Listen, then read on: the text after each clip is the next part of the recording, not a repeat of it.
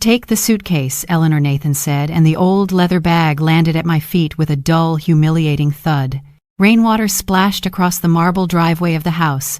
I had once chosen brick by brick, window by window, rosebush by rosebush. Behind him, Vanessa Cole stood barefoot in my silk robe, one shoulder exposed, her young face glowing with the kind of victory only cruel women mistake. On her finger was the diamond Nathan had bought 2 days after our divorce papers were signed.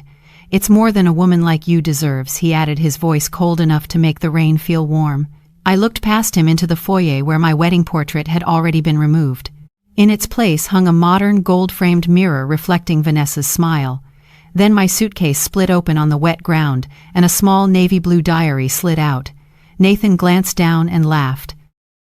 "Still writing sad little memories that won't buy you a roof." I bent down slowly, not because I was weak, but because my knees refused to let anger move faster than grief. The diary was soaked at the edges, but still intact, the elastic band wrapped tightly around it like a secret refusing to die. I pressed it against my chest. For a second I could hear my mother's voice as clearly as if she were standing beside me in the rain.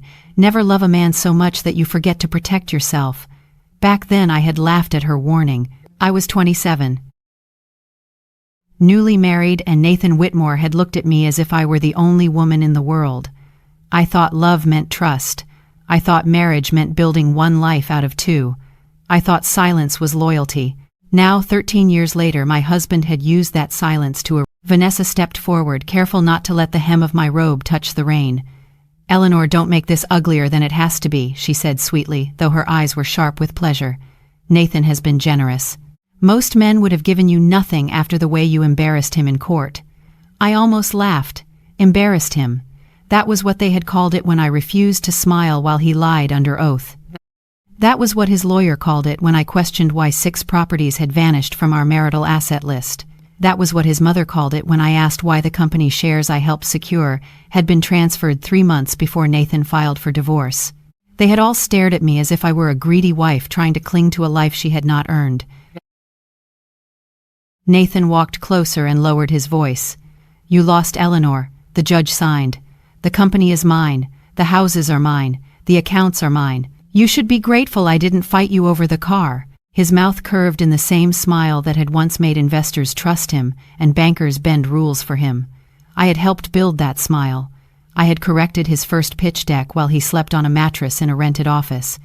I had used my inheritance to save his first failed development deal when no bank would touch him. I had hosted dinners, balanced ledgers, soothed creditors, rewritten contracts, and swallowed humiliation when he called me just my wife in rooms full of men who knew better. Now he looked at me as if I were a stain on his driveway. I wanted to scream that the first townhouse had been bought with my mother's money. I wanted to tell Vanessa that the robe she wore had been a gift Nathan gave me the night I negotiated the loan that saved Whitmore Properties. I wanted to remind Nathan of the winter we ate canned soup because every dollar we had was tied up in a construction site that nearly ruined us. But I said nothing, not because I had no words, because somewhere between the courthouse and this driveway, when prosecutors showed the forged consent dated the morning my mother died, the courtroom shifted. Until then, the case had been about rich people, property, greed, and divorce. That document made it human. I explained where I had been, what time the hospice nurse arrived, how my mother's hand felt in mine, how Nathan came late that evening with red eyes. I mistook for grief. He had held me while knowing, or soon learning, that my name had been used that day to steal a property bought with my mother's money. I did not look at Nathan while I spoke. I looked at the jury, because they deserved the truth without the distraction of my old pain. When I finished, the room was silent enough to hear someone breathe. Nathan lowered his head. Whether from shame or strategy, I no longer cared. The verdict came on a Thursday afternoon beneath a sky so bright it felt almost indecent. Guilty on the major fraud counts, guilty on forgery-related conspiracy, guilty on money laundering tied to Astor Holdings. Harold guilty on conspiracy and obstruction. Vanessa guilty on fraud participation, attempted unlawful transfer, and obstruction. There were acquittals on a few narrower counts, and the attorneys immediately began speaking of appeals, but the center held. Nathan did not look at me when the verdict was read. Vanessa cried loudly until the judge warned her.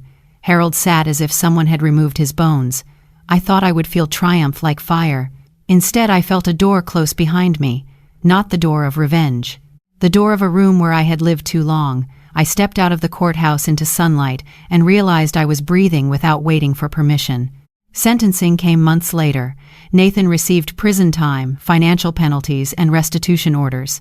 Harold received a shorter sentence, but lost the career that had protected men like Nathan for decades. Vanessa received prison time, too less than Nathan but more than she expected, and the court ordered forfeiture of several luxury purchases linked to stolen funds.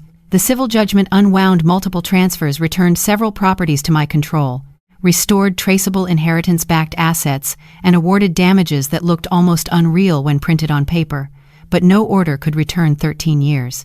No judge could hand me back the nights I spent making excuses, the birthdays Nathan missed, the friends I lost, or the version of myself who believed endurance was the same as love. Justice restored the structure of my life. Healing would require me to furnish it differently. I did not move back into the house immediately. For a while I stayed in the temporary apartment because its plain walls asked nothing from me. Then slowly I began reclaiming rooms. The gold curtains came down. My books returned. The bedroom was repainted soft white. I donated the furniture Vanessa had chosen and kept only the old oak writing desk my mother loved. In the garden, the rose bushes had been neglected, their branches tangled and thorny but alive. I spent entire mornings pruning them with dirt beneath my nails, learning the difference between damage and death. Sometimes neighbors slowed their cars, pretending not to stare. Sometimes former friends sent invitations I declined. My world became smaller for a while, but honest. I had mistaken crowded rooms for belonging before. Now I preferred a quiet room where no one lied. One afternoon, a final letter arrived from Nathan. It came after sentencing, written in a steadier hand than the others. "Eleanor," it began, "I do not ask you to answer. I know now that I destroyed the only person who knew me before the money. I told myself I deserved more, but the truth is I became less. I am sorry for the house, the money, the lies, Vanessa, your mother's documents, the rain, especially the rain." I read the letter in the garden while sunlight warmed the paper. For the first time, his apology did not pull at me. It did not reopen the door. It simply arrived too late to matter in the way he hoped. I folded it carefully, not with anger but with finality. Then I placed it in the fireplace inside and watched the flames take his handwriting without ceremony. That evening I opened the navy blue diary on my mother's oak desk. Its cover was worn now, the edges still slightly warped from rain. Inside were years of numbers, warnings, heartbreak, and the map that had led me back to myself. For a long time I thought about leaving the final pages blank, as if silence would prove freedom. But freedom, I had learned, was not the absence of record. It was the right to tell the truth without fear. So I wrote, "Nathan took my home for 1 week, my trust for 13 years, and my name for as long as I allowed him to define it. But he did not take my mind. He did not take my mother's voice. He did not take the woman who kept writing when everyone told her to stay quiet." I paused, listening to the house settle around me. It did not feel like the old house anymore. That was a relief. The old house had been full of waiting for Nathan's mood to soften, waiting for Vanessa to leave, waiting for someone to admit I mattered. This house, the one I now owned without apology, felt unfinished in the best possible way. On the mantel stood a framed photograph of my mother, not my wedding portrait. In the kitchen, fresh bread cooled beside a vase of white roses I bought for myself, not lilies from a man who weaponized memory. Upstairs, the bedroom windows were open. Air moved through the rooms freely. There were no hidden footsteps, no secret calls, no documents folded to hide their meaning. Only space, only quiet, only mine. I wrote the final line slowly because some endings deserved to be witnessed by the hand that survived them. He threw me into the street with a suitcase, but he forgot I had carried the truth out with me. Then I closed the diary and tied the elastic band around it for the last time. I did not burn it. I did not hide it. I placed it on the desk beside my mother's letter where morning light could reach both. Some women inherit jewelry. Some inherit houses. I inherited a warning, a record, and the stubborn instinct to keep writing even when love tried to make me blind. Outside, the roses moved in the evening, wind damaged but blooming. I stood at the window and smiled, not because Nathan was in prison, not because Vanessa had fallen, not because the world finally believed me. I smiled because I believed myself first. I had finally understood that words had never been my weapon. Nathan had always been better at speaking. I had been better at remembering. and in my hands, dripping rain onto my blouse, was 13 years of memory, written in dates, numbers, initials, property codes, late-night phone calls and things a careless man never thought his wife would understand. Vanessa tilted her head, pretending pity. "You can still start over. Maybe find a small apartment, a job at a charity shop, something peaceful." Her smile widened. "Women your age should avoid stress." Nathan chuckled, and that hurt more than her insult. Not because it surprised me, but because I remembered when he used to defend me from less. Once at a charity gala, a banker had called me decorative, and Nathan had nearly broken his wine glass gripping it. "My wife is the reason I'm standing in this room," he had said then. That man was gone, or maybe he had never existed. Maybe love had simply painted him in softer colors until I mistook ambition for devotion.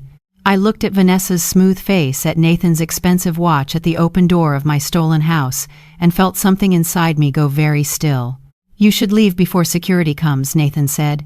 He nodded toward the guardhouse as if I were a trespasser instead of the woman whose name had once been carved into the brass mailbox beside his.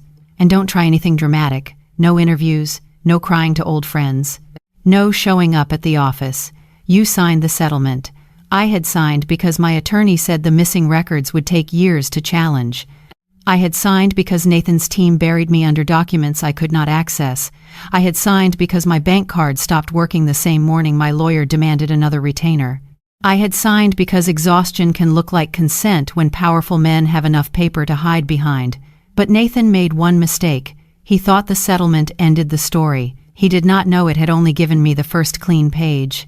I picked up the suitcase with one hand and held the diary with the other. The rain blurred my vision, but I refused to wipe my face in front of them.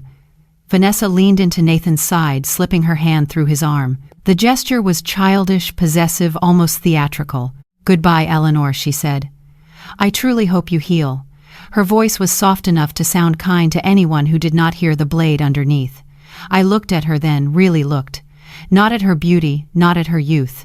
Not at the diamond meant to cut me. I looked at the hunger in her eyes. Vanessa did not love Nathan. She loved the house, the accounts, the title of future Mrs. Whitmore, the feeling of walking into rooms where people stood up for money. And Nathan, drunk on being chosen by someone younger, had mistaken appetite for admiration. The gate opened behind me with a mechanical hum. For one terrible second I thought my body would betray me and turn back. Not to beg, but to look one more time at the staircase where I had once hung Christmas garlands, at the dining room where my mother had eaten her last birthday dinner, at the study where Nathan and I had signed our first $1 million deal with trembling hands.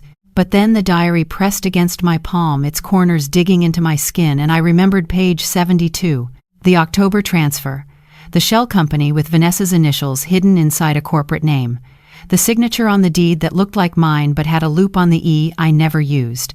I remembered page 114, the late-night call with Harold Baines, Nathan's lawyer. I remembered the account number I had copied by accident because Nathan left his laptop open during a storm. So I walked through the gate without looking back. My hair clung to my face, my shoes filled with water. The suitcase wheel broke before I reached the end of the street, forcing me to drag it behind me like a body. Cars passed without slowing. Somewhere inside one of them was a woman, warm, dry, and loved, and for a moment I hated her for having a life that had not collapsed before dinner. Then my phone buzzed. A message from an unknown number appeared on the cracked screen. "Mrs. Whitmore. This is Lakeside Bank. Your access request for the private deposit box remains active until Friday." I stopped walking. My breath caught so sharply it hurt. The deposit box, my mother's box, the one I had not opened in 7 years. The one whose code I had written on the last page of the diary Nathan had just laughed at. That night I rented the cheapest room at a roadside motel 20 minutes outside the city. The carpet smelled of cigarettes, the radiator clicked like an old bone, and the mirror above the sink had a crack running through my reflection. I placed the suitcase on the bed and opened it. Nathan had packed carelessly 3 sweaters, 2 pairs of shoes, a framed photo of us from a vacation he had probably meant to throw away, and a small envelope containing $800 in cash. $800 for 13 years. $800 for youth spent building his empire. $800 for the woman he had promised to love until death. I sat on the edge of the mattress and laughed once quietly because crying would have made the room feel too small to survive. Then I opened the diary. The first pages smelled faintly of rain and old ink. My handwriting from years ago stared back at me neater than I remembered, almost innocent. March 12. Nathan says the bank refused the loan. I offered Mother's inheritance as bridge capital. He cried and promised he would never forget. I turned the page. June 3. Harold suggested putting the second property under Nathan's sole management for tax flexibility. Need to ask questions. Another page. September 17. Nathan angry when I asked why Vanessa attends finance meetings. Says I'm paranoid. My fingers trembled, but not from fear anymore. Each line was a thread.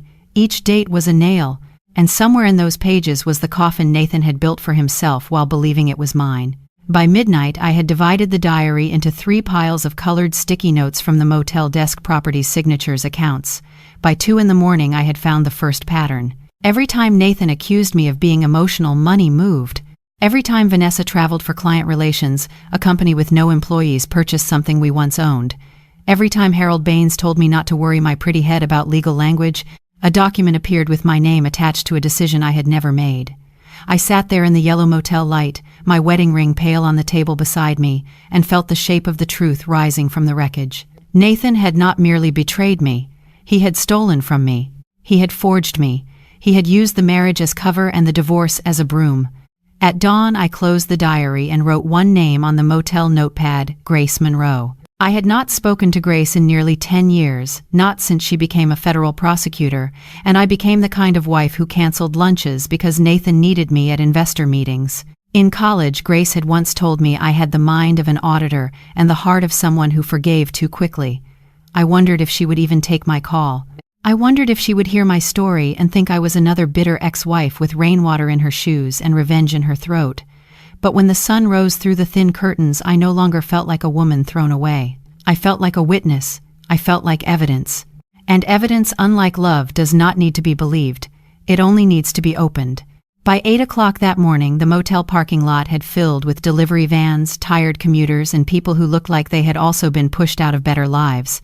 I sat on the edge of the bed with my phone in one hand and Grace Monroe's old number in the other, written on the back of a receipt from a lunch we had shared 11 years ago. I almost did not call. Pride is strange after humiliation. It disappears when someone throws your suitcase into the rain, then returns at the worst possible moment, whispering that asking for help is another kind of defeat. But I looked at the diary on the bed, swollen slightly from the rain, and remembered Nathan's voice. That won't buy you a roof. Maybe not. But it could buy me a door into the truth. I dialed before courage had time to change its mind. Grace did not answer the first call, or the second. On the third, a clipped professional voice said Monroe. For a moment I could not speak.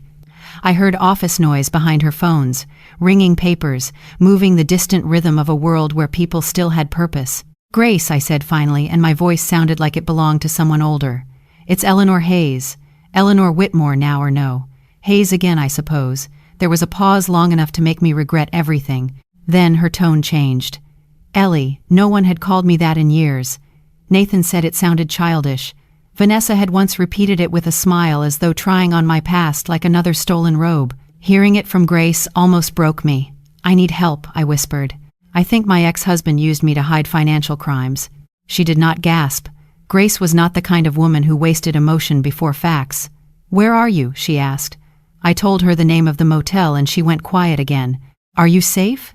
The question unsettled me because I had been asking myself about money, shelter documents, pride, but not safety. Nathan had never hit me. He did not need to. Some men destroy by changing passwords, moving titles, hiring lawyers, and smiling while the world assumes the woman must have done something to deserve it. I'm alone, I said. He doesn't know where I am. Grace exhaled. Do not go back to the house. Do not contact him. Do not send him threats. Do not post anything online. Bring whatever you have to my office at noon. If it's personal divorce material, I can't touch it. If it's criminal, I'll tell you where to take it. Then softer, she added, and Ellie, eat something. I bought coffee from the motel lobby and a packaged muffin that tasted like dust. While I chewed, messages began arriving. First, Nathan's mother, Patricia, you should be ashamed of yourself. My son gave you everything, and still you tried to ruin his reputation. Then an old friend from the charity board, I heard. Things got messy. Maybe some space is best. Then Vanessa from Nathan's phone because cruelty loves an audience. A photo of my bedroom, my curtains open, her bare legs stretched across my side of the bed. Beneath it, she wrote, "Some women are born to be replaced." My hand tightened around the phone so hard the screen went black. For 3 breaths I was back on the driveway, wet, shivering, erased. Then I opened my diary and placed the phone beside page 89, where I had written, "Vanessa asked Nathan whether the lake house could be transferred before divorce proceedings. He told her Harold would handle the old paper trail." That was the first moment I truly understood the difference between pain and evidence. Pain begged to be answered, evidence waited to be used. I took screenshots of every message, forwarded them to a new email address, then turned off notifications. Nathan had trained everyone around us to see me as unstable. If I reacted, he would call it proof. If I shouted, he would call it bitterness. If I cried publicly, he would call it manipulation. So I did what I had done for 13 years while he performed success on stages I helped build. I organized. I made a timeline from the diary, beginning with the first property purchase funded by my mother's inheritance, then the second refinancing, then the sudden appearance of Vanessa in meetings, then the shell companies, then the divorce. Filing. By the time I left the motel, I no longer carried a suitcase. I carried a case. Grace's office was in a federal building made of glass and stone, the kind of place Nathan used to enter confidently because he believed expensive suits made him immune to consequences. I nearly turned around at security. My shoes were still damp, my blouse was wrinkled. My hair had dried badly after the rain, and I had the hollow-eyed look of a woman who had slept 3 hours under a flickering motel light.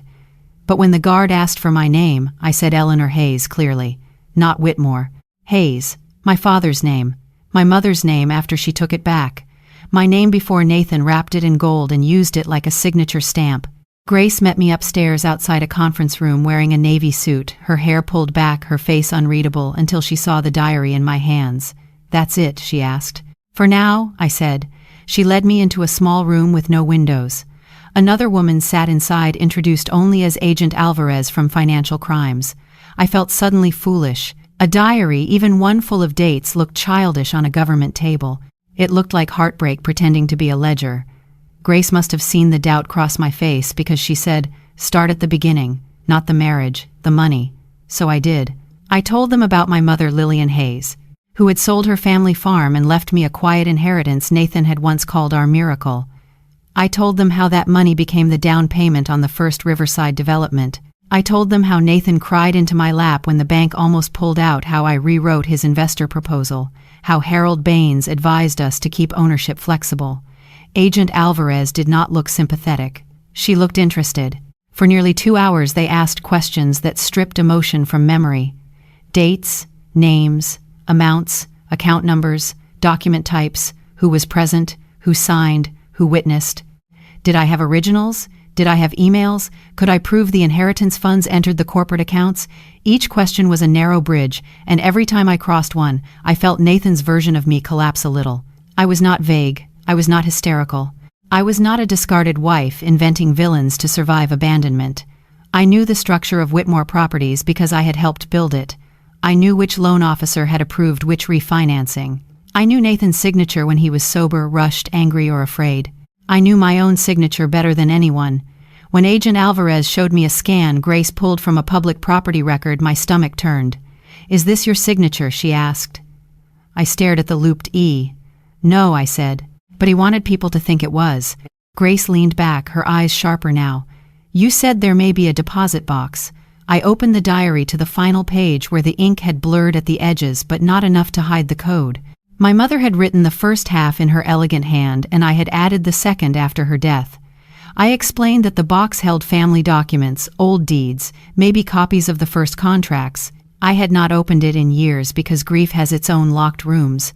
Nathan knew it existed, but not the code. He had once asked casually whether my mother kept anything valuable at Lakeside Bank. I had told him no. It was the only lie I had ever told him that mattered. Agent Alvarez exchanged a look with Grace. "Do not open it alone," she said. "If there are originals connected to potential fraud, chain of custody matters, we'll arrange to meet you there." At 3 in the afternoon, I walked into Lakeside Bank with 2 federal women behind me and a diary under my arm. The branch manager recognized my married name first, then corrected himself when he saw the paperwork. Whitmore, sorry, Miss Hayes. The correction landed gently but deeply. We were led into a private room where the air smelled of polished wood and cold metal. When the deposit box arrived, my hands began to shake, not from fear of Nathan this time, but from my mother. She had been dead 7 years and still, she was saving me. The key turned, the lid opened. Inside lay a stack of envelopes tied with cotton ribbon, a flash drive sealed in plastic, and a letter addressed in my mother's handwriting, "For Eleanor, when love becomes expensive." I covered my mouth, but the sound that escaped me was not quite a sob. It was the noise of a daughter realizing she had been protected before she knew she needed protection. We did not read the letter first. Agent Alvarez photographed the contents in place, documented each envelope, and asked me to identify what I recognized. There were bank statements showing the inheritance transfer into an early Whitmore account. There were copies of partnership agreements before Nathan's lawyers revised them. There was a notarized document my mother had insisted on drafting, stating that the initial capital remained traceable to me if the marriage ever dissolved. I had forgotten signing it. At 29, I thought it was unnecessary, even unromantic. My mother had called it practical.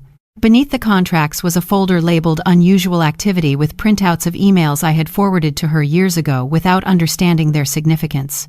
Harold asking Nathan to delay disclosure. Nathan asking whether Eleanor must be notified. A reply from an unknown address later connected to one of Vanessa's shell companies. The room seemed to tilt. Grace's voice was low. "Eleanor, did your mother know I looked at the folder, at the careful labels, at the woman's handwriting that had survived her body? I think she suspected," I said. Shame rose in me then, irrational and hot. My mother had warned me, and I had defended Nathan. How many times had I said he was just stressed? How many times had I told her business was complicated? How many times had I mistaken her fear for bitterness because she herself had once survived a man who smiled in public and emptied rooms in private? Agent Alvarez sealed the flash drive into evidence. "We'll need forensic review, but this is no longer just a divorce dispute," she said. Those words should have frightened me. Instead, they steadied me.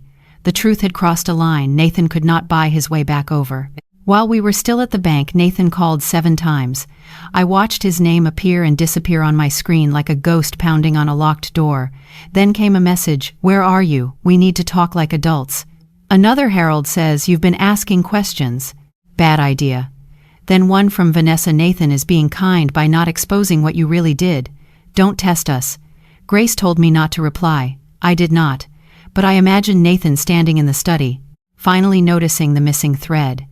Maybe the bank had alerted him through some old contact. Maybe Harold had heard from someone at the courthouse. Maybe Vanessa, greedy and impatient, had pushed him to move assets again and triggered a warning. However it happened, the man who had laughed at my diary that morning was now afraid of where I might take it by night. That evening I returned to the motel with a federal evidence receipt, a copy of my mother's letter, and instructions not to leave town. I sat beneath the flickering lamp and finally opened the letter. "My dearest Eleanor," it began, "I hope you never need this. I hope the man you chose loves you better than your father loved me. But if the day comes when you are made to feel foolish for trusting him, remember this: trust is not foolish. Betrayal is. You are not weak because you loved. You are only in danger if you refuse to see what love has revealed." I pressed the paper against my lips. For the first time since Nathan threw my suitcase at my feet, I cried. Not because I had lost him. I cried because some part of me had been waiting for permission to stop blaming myself. Near midnight, a black car pulled into the motel lot and parked under the broken neon sign. I saw it through the gap in the curtains. For a second, my body forgot everything Grace had told me and became pure instinct. The car door opened. Harold Baines stepped out, Nathan's lawyer, his silver hair untouched by the damp air, his coat too expensive for a place like this. He looked at my room number, then at his phone, then began walking toward my door. My pulse hammered so hard I could hear it. He knocked softly, almost politely. "Eleanor," he called. "I know you're inside. Nathan is worried. We can fix this quietly." Quietly. That word had followed my marriage like a leash. Be quiet about the missing money. Be quiet about Vanessa.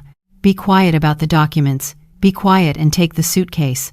I picked up my phone, pressed record, and placed the diary beside it. Harold knocked again, harder this time.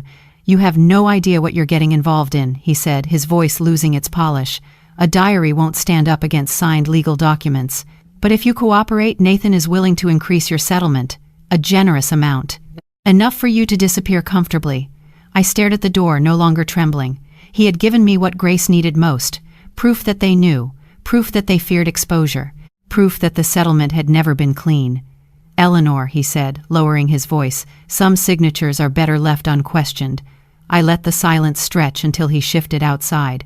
Then I spoke clearly, loud enough for the phone to capture every word. "Mr.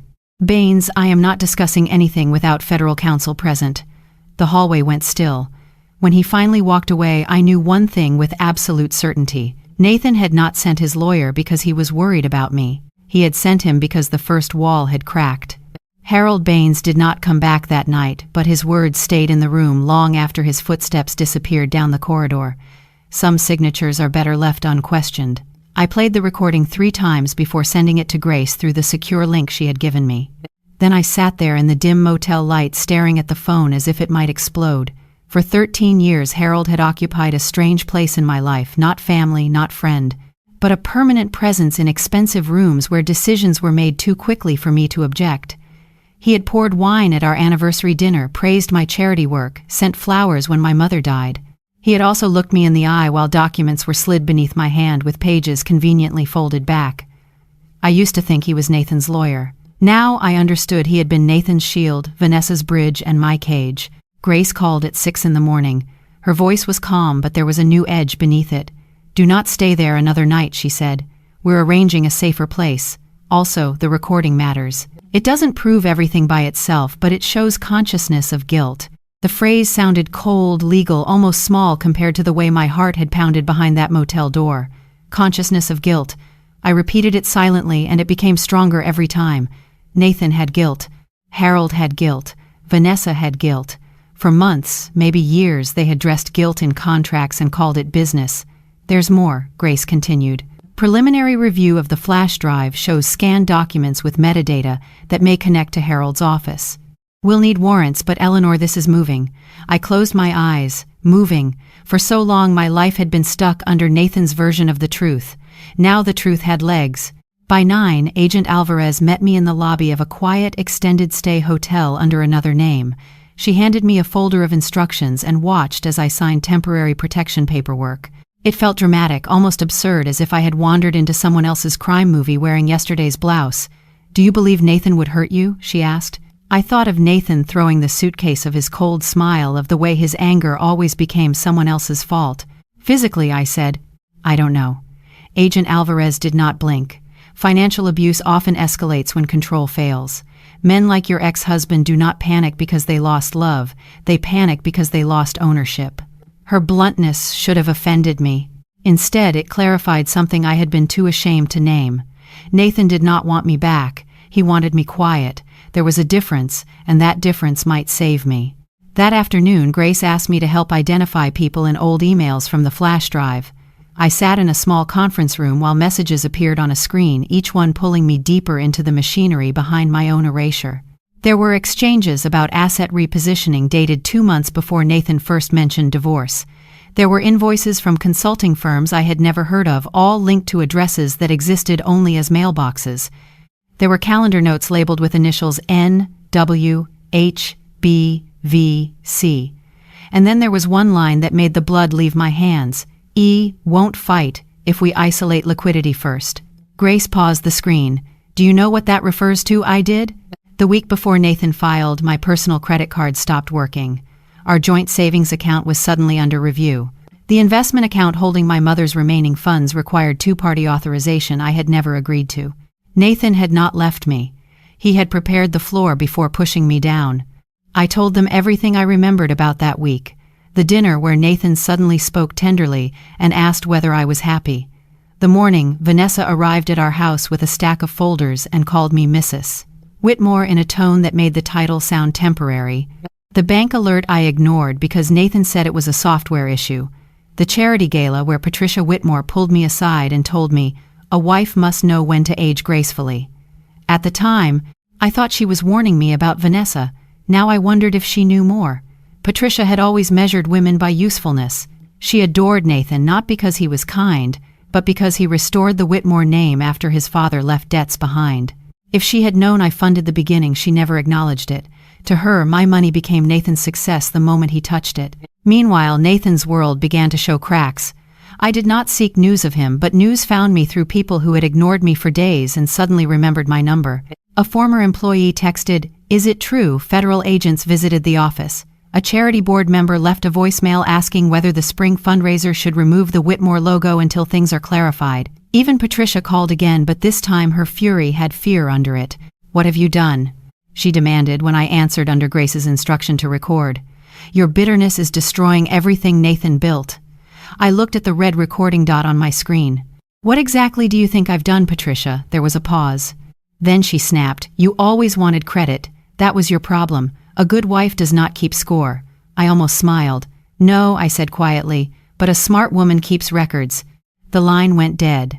For the first time in years, Patricia Whitmore had no final word. That small silence gave me more satisfaction than it should have, but it did not last. An hour later, Vanessa posted a photo online, her and Nathan at our house, champagne glasses raised, captioned, "New beginnings are for those brave enough to choose happiness." Comments bloomed beneath it with hearts, "Congratulations, little flames of public cruelty." I stared at the image. She was wearing my earrings now. Emerald drops Nathan had given me after we closed the Riverside deal. My first instinct was rage so sharp it made my vision blur. Then I zoomed in. Behind Vanessa on the study desk sat Nathan's open laptop and a stack of blue folders stamped with the crest of Whitmore Properties. One folder had a tab visible Astor Holdings. I knew that name. It appeared 6 times in the diary besides suspicious transfers. I sent the screenshot to Grace.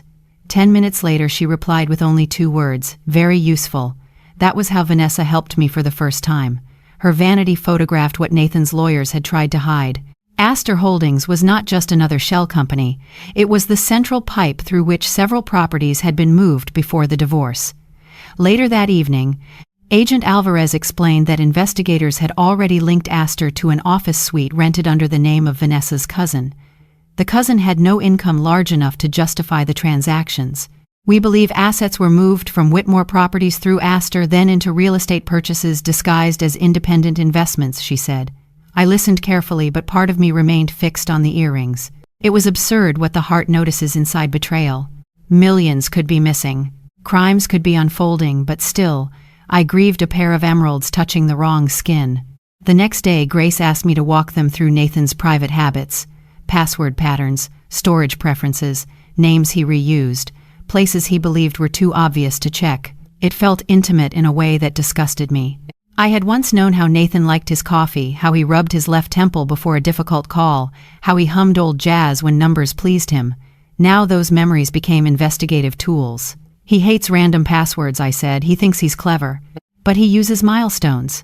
Our wedding date for old accounts. His father's initials for business archives. Sometimes the street name of the first property." Agent Alvarez wrote everything down. "And Vanessa?" she asked. I hesitated.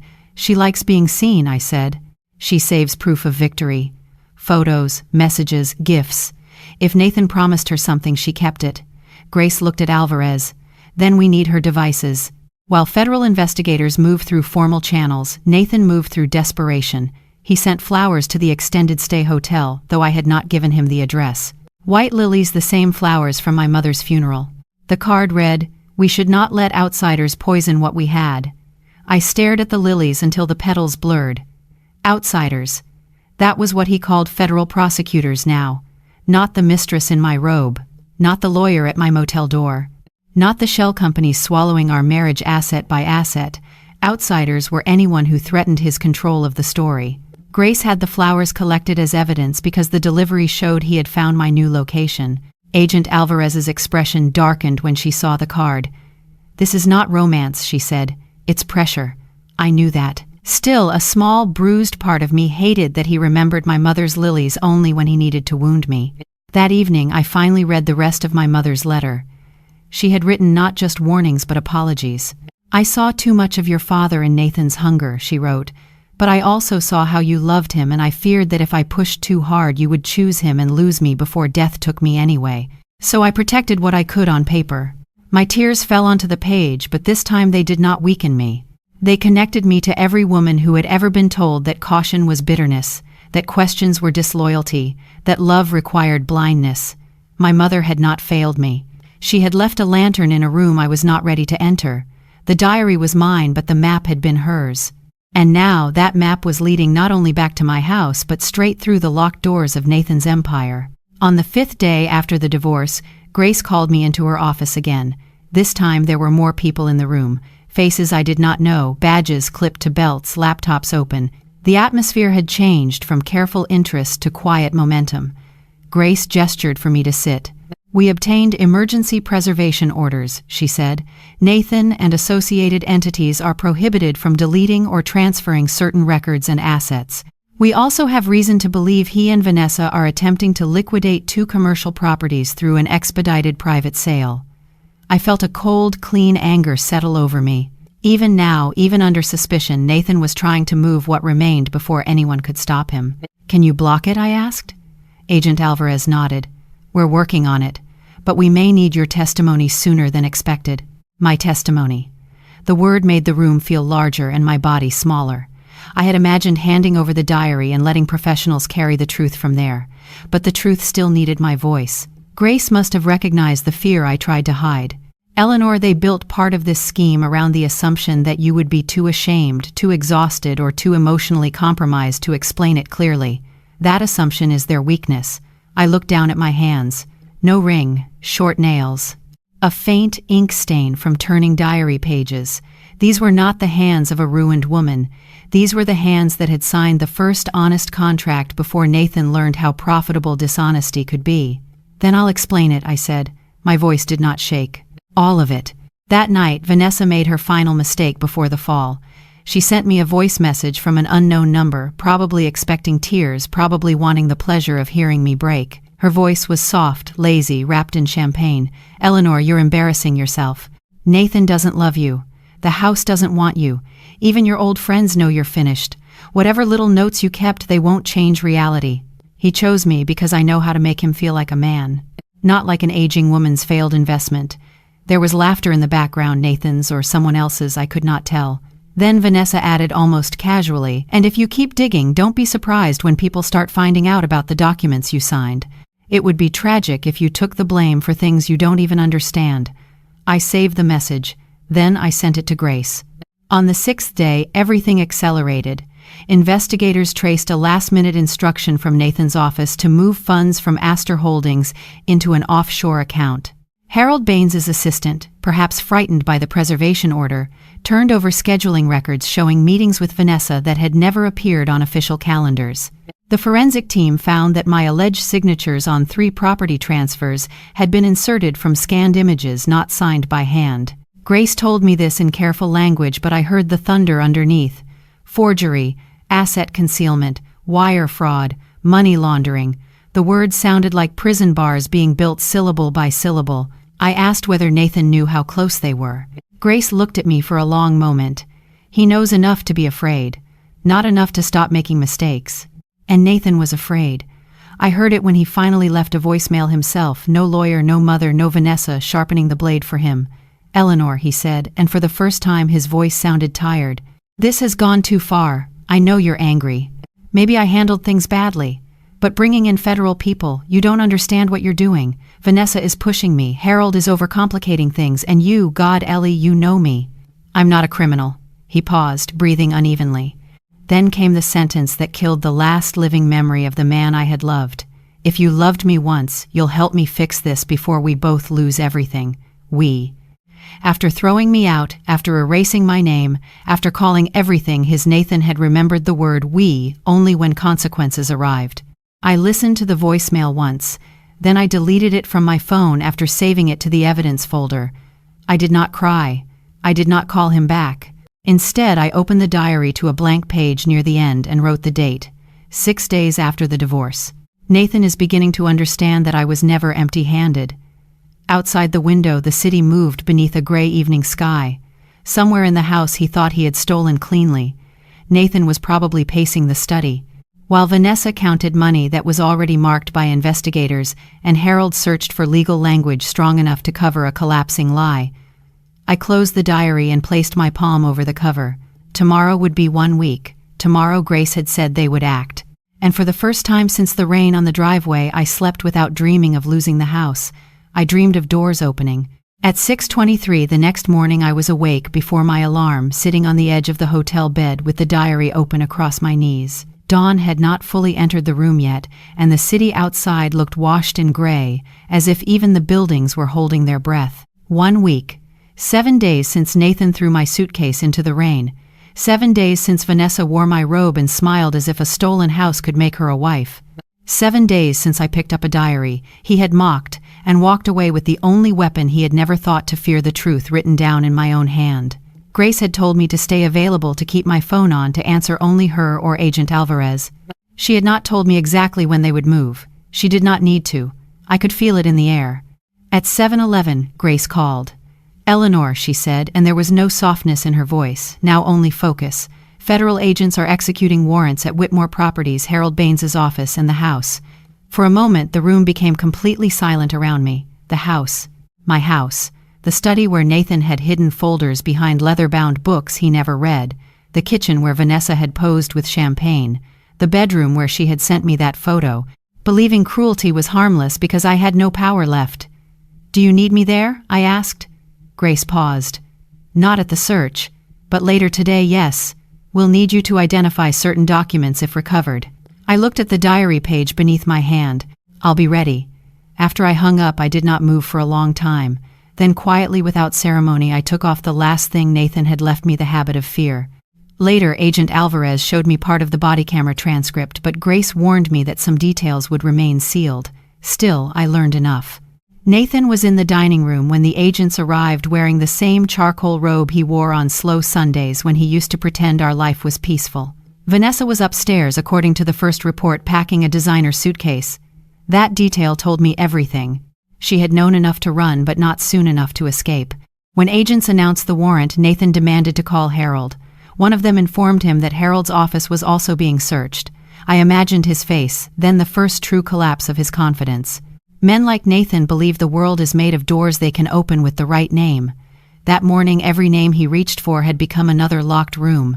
Vanessa, Grace told me, tried to delete files from her phone while standing in the hallway wrapped in a cream sweater I recognized as mine. An agent took the phone from her hand before the deletion completed. She began crying immediately, claiming she knew nothing about business, that Nathan had only asked her to sign things because he trusted her. I almost admired the speed of her transformation. On Monday, she had been the new queen of my house. By Wednesday, she had become an innocent girl misled by a powerful man. But Vanessa had made the mistake all vain people make. She documented her greed.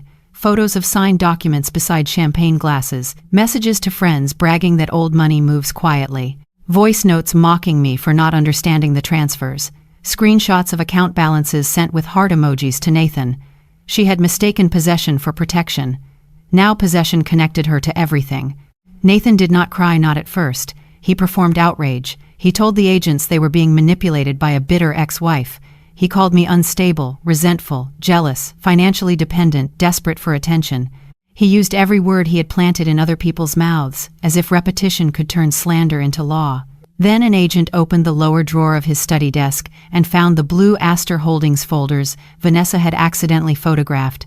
Beneath them was a flash drive labeled V.C. Personal, a stack of unsigned transfer drafts, and a notepad with several versions of my signature practiced across the page. When Grace told me that I had to sit down, I had imagined digital fraud, scanned signatures, legal tricks hidden behind corporate language. But the notepad made it intimate. Someone had sat at my husband's desk and rehearsed becoming me. By noon, I was brought to the federal building again. This time I wore a black dress I had bought from a department store with part of the $800 Nathan had thrown into my suitcase. It was simple, too plain for the rooms I used to enter beside him, but it fit like armor. Grace met me near the elevator and studied my face. "Are you sure you want to proceed with direct identification today?" she asked.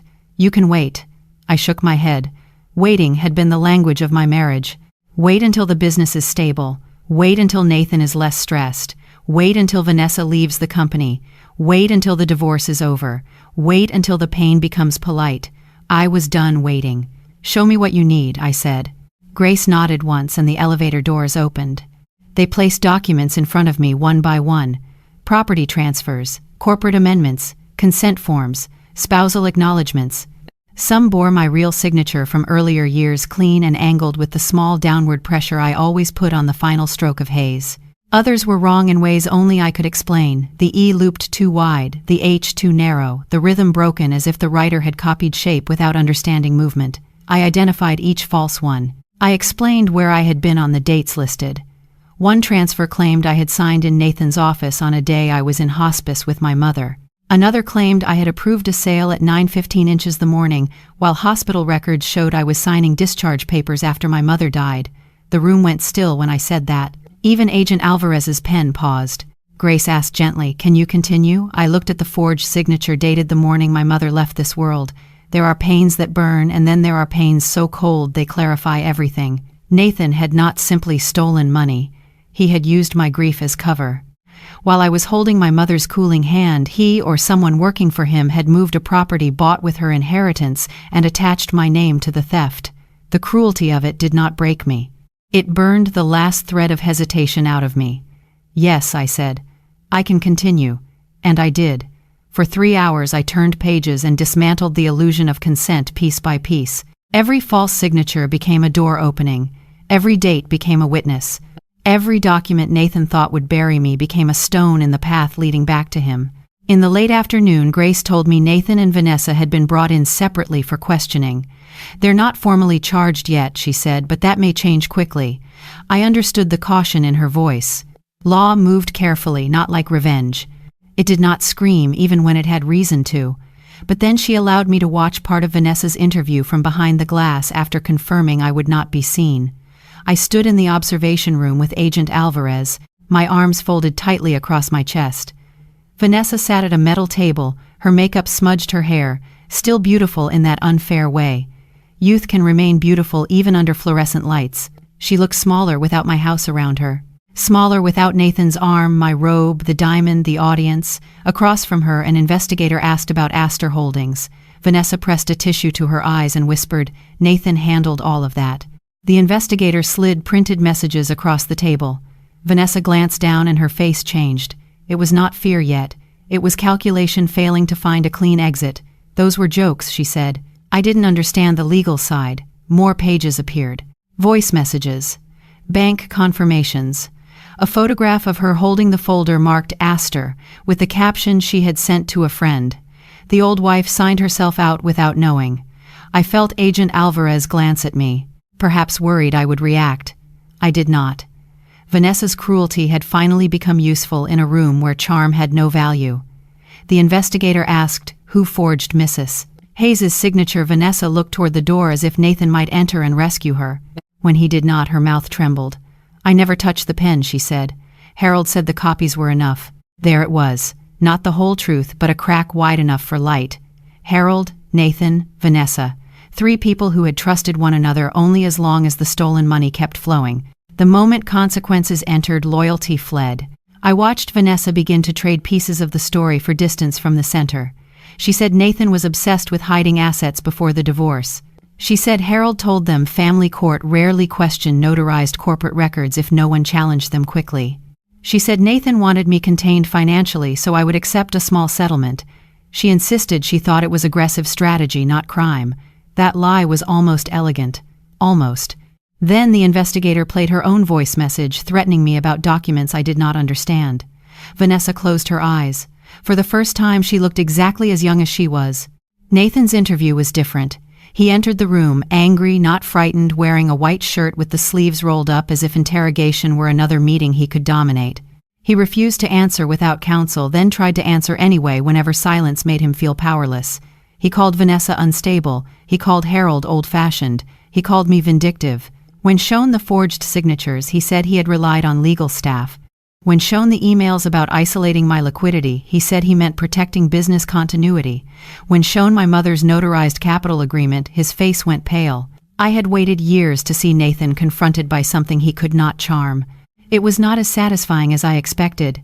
It was quieter, sadder, like watching a beautiful house reveal rot behind the walls. He did not look like a monster. He looked like a man who had believed consequences were for other people. Then Grace entered the interview room. I had not expected that. She carried my diary in a sealed evidence sleeve, not to give it to him, but to place it on the table where he could see it. Nathan's eyes fixed on it. For the first time all day, he stopped speaking. Grace sat across from him and said, "Mr. Whitmore, your former wife recorded dates, transactions, conversations, and document irregularities over a period of years. Many entries correspond with records recovered today." Nathan stared at the diary as if it had betrayed him personally. His jaw moved once, twice, but no words came. I remembered him laughing in the rain, still writing sad little memories. That won't buy you a roof. Now those sad little memories sat between him and a prosecutor, wrapped in plastic stronger than every lie he had purchased. He asked for me then. "I want to speak to Eleanor." Grace replied that all communication should go through counsel. He leaned forward, the mask cracking. "Tell her I didn't mean for it to go this far." I almost stepped away from the glass, not because I felt pity, but because the sentence disgusted me. He had meant for me to lose the house. He had meant for me to lose the money. He had meant for me to be too poor, to fight, too ashamed to speak, too isolated to be believed. What he had not meant was to be caught. Men like Nathan call consequences too far because they confuse harm with accountability only when harm reaches them.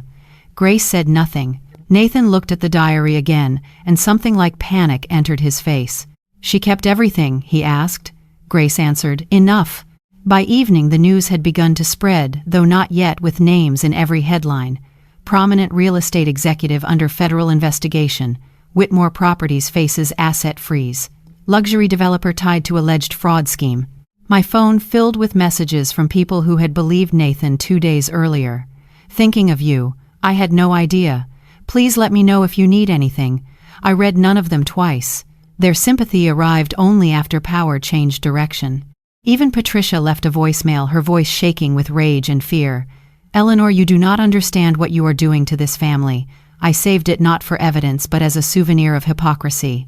For years that family had eaten from a table I helped build. Now they called it destruction when I proved who paid for the wood." At 8:46, Grace came into the waiting room where I sat alone. She looked tired now, human beneath the prosecutor's composure.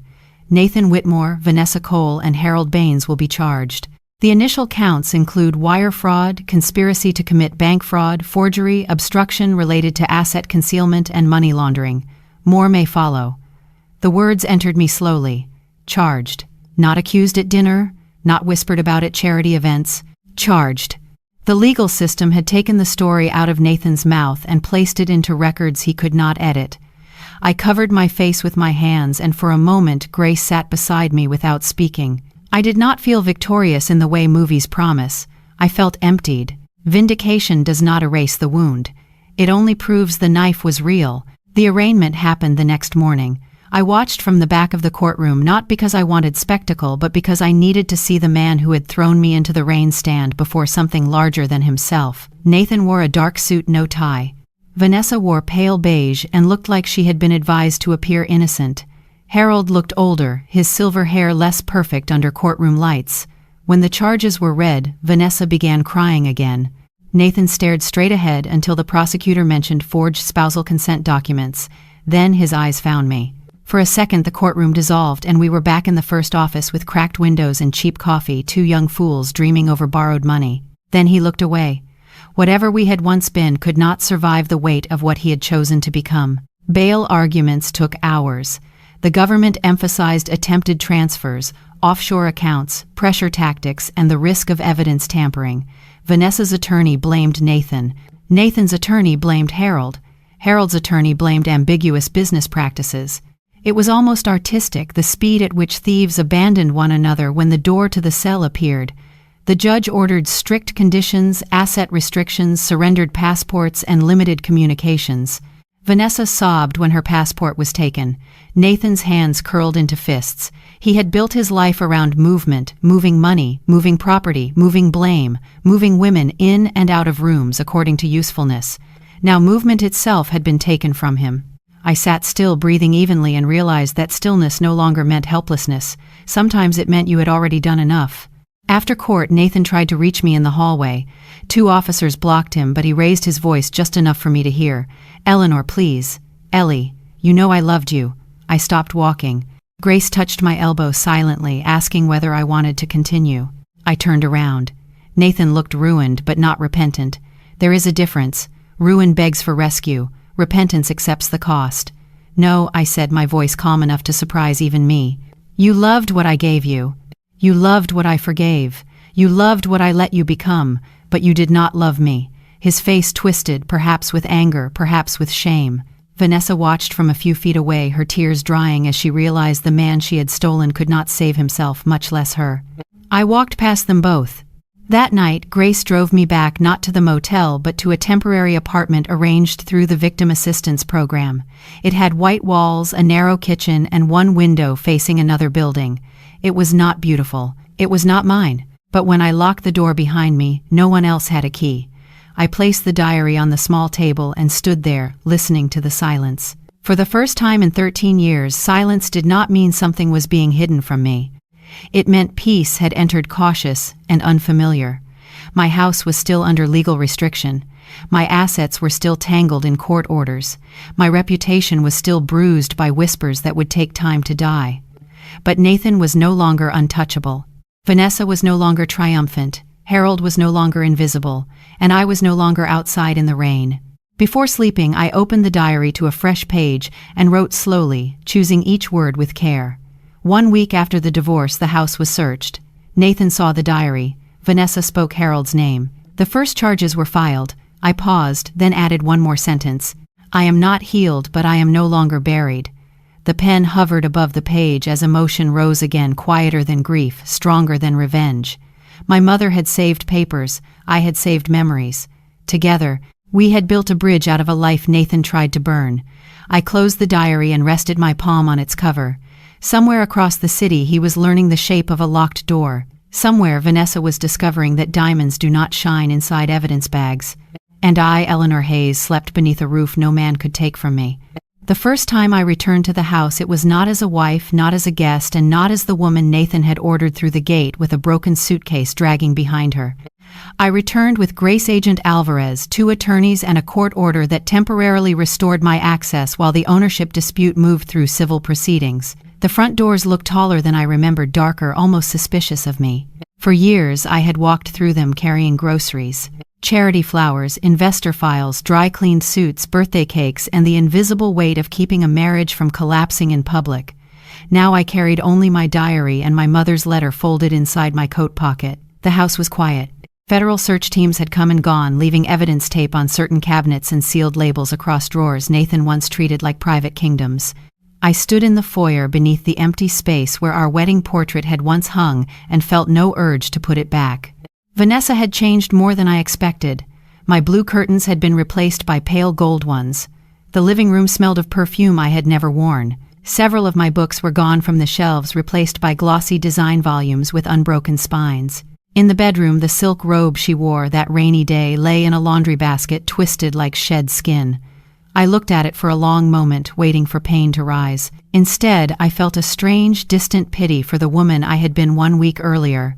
The woman who thought seeing Vanessa inside her life was the deepest humiliation possible. It was not. The deeper wound had been believing Nathan's theft meant I had failed to protect myself. Now I knew the truth. He had needed 3 people: forged papers, shell companies, frozen accounts, lies, threats, and legal machinery to steal what I had built. That was not my weakness. That was his confession. The civil case moved faster than anyone predicted because the criminal evidence gave my attorneys leverage. Nathan's team could not bury. Temporary injunctions became asset freezes. Asset freezes became forensic accounting orders. Forensic accounting became a map of fraud so large even Nathan's most loyal investors began stepping backward with clean hands raised. Whitmore Properties, once spoken of in business magazines as a model of aggressive growth, was exposed as a beautiful structure with rotting beams. Some projects were legitimate, but too many had been used as passageways for hidden transfers. Astor Holdings sat at the center like a drain. Money had flowed from marital property into corporate entities, from corporate entities into Vanessa's accounts, from Vanessa's accounts into luxury purchases and offshore attempts. Every time Nathan had told me business was complicated, he had been translating greed into language I was not supposed to question. Patricia Whitmore came to court on the 3rd civil hearing wearing black as if attending a funeral for the family reputation. She avoided my eyes until the judge referenced my mother's capital agreement, the notarized document proving the earliest investments came from Lillian Hayes's inheritance. Then Patricia turned slowly, her face stiff with an old woman's disbelief at a truth she could not bully into silence. Afterward, she approached me in the corridor. Grace stood nearby, but I lifted one hand to say it was all right. Patricia's lips trembled, though I could not tell whether from shame or fury. "You could have handled this privately," she said. I looked at her carefully. 13 years of Christmas dinners, charity galas, polished insults, and maternal corrections sat between us. "No," I replied. "Private is where your son did the damage. Public is where he answers for it." She slapped me. It happened so quickly that for a second even she seemed shocked by the sound. The hallway went silent. Grace stepped forward, but I did not move.